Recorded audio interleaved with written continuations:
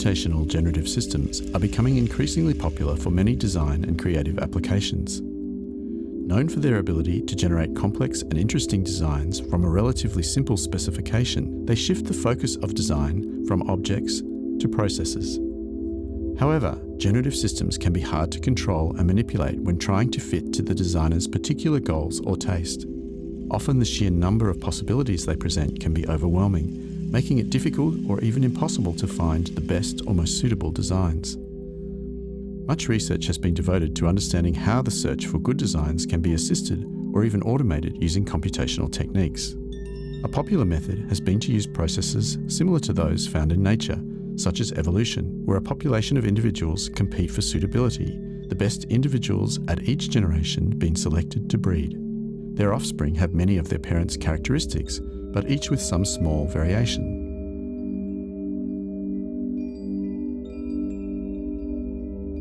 Over many generations, a population evolves and optimizes towards whatever fitness or suitability measure is used to select individuals for breeding. In an evolutionary generative design system, each individual is a possible design, so the population is a collection of different designs. In the example shown here, we are evolving possible shapes for vases based on a formalized aesthetic measure developed by the mathematician George Birkhoff in 1933. The interesting part is how you determine the criteria for fitness, because you must define a computable measure of how fit or suitable any individual design is. The problem gets more complex if there are multiple criteria for a good design. You might want something that works well for a particular purpose, but is lightweight, or uses minimal materials, or is cost-effective and is aesthetically pleasing. The most common application of evolutionary techniques for design focuses on optimization, trying to find the single design that best fits the criteria for success. But this is not how design works. Designers like to compare different good designs. Even for a single criteria, such as aesthetics, there may be multiple different designs that are appealing, not a single optimum. In the method we have developed, we are interested in finding the most diverse collection of good designs in any generative system. So we are selecting designs based on two criteria.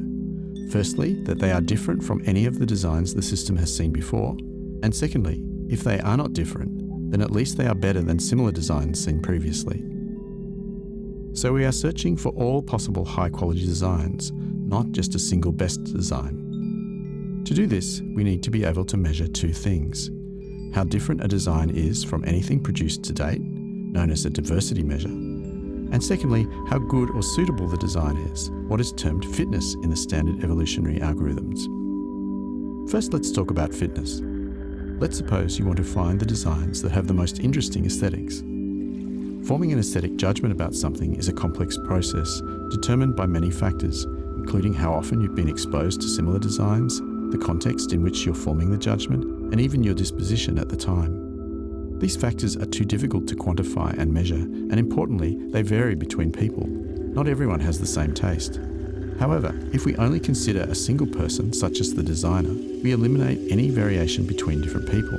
An experienced designer will have good intuition as to what constitutes their particular aesthetic taste. In our research, we found that we can approximate an individual's specific taste for designs within a generative system. It's important to stress that this is just a rough approximation, not a universal measure of aesthetics or taste.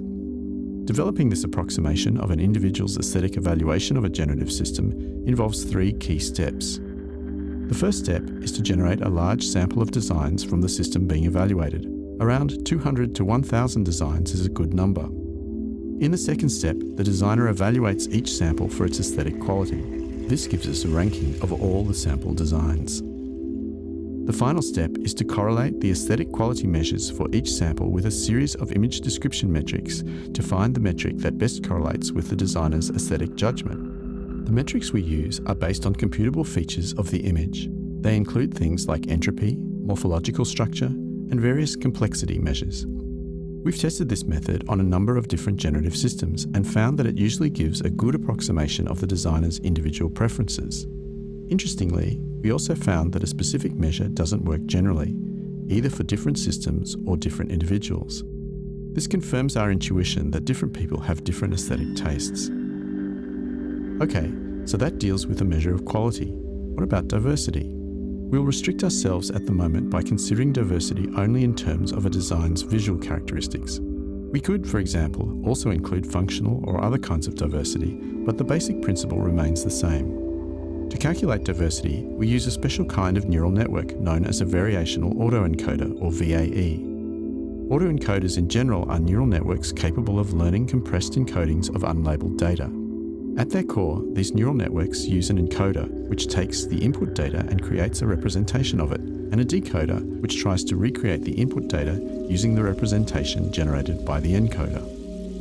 Variational autoencoders follow the same principles, but instead of creating vector representations of the input data, they try to find a regularized distribution from which the encodings can be sampled, in other words, a mapping of the data.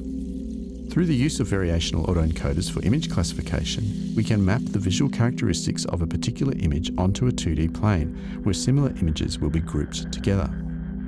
So, now we have measures for quality and diversity. We use an algorithm called MapElites to search for high-quality, diverse designs. The MapElites algorithm uses a grid onto which we generate designs.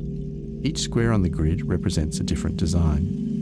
The square a design is placed on is determined by the diversity measure, which is converted to a two-dimensional location on the grid.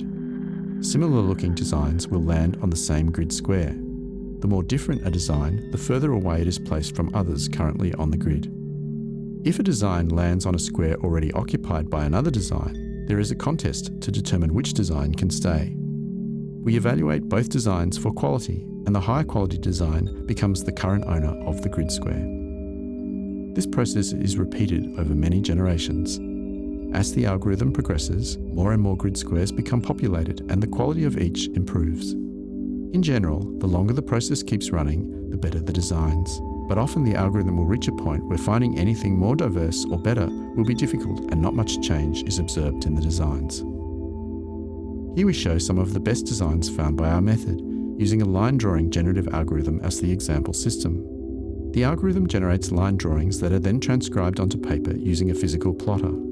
The system has 17 different parameters that directly affect the style, shape, and aesthetics of the possible drawings.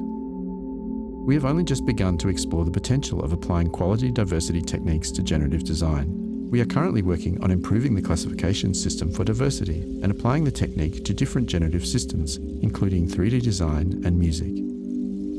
For more information, please visit our website and check out our technical paper on this work. Thanks for watching.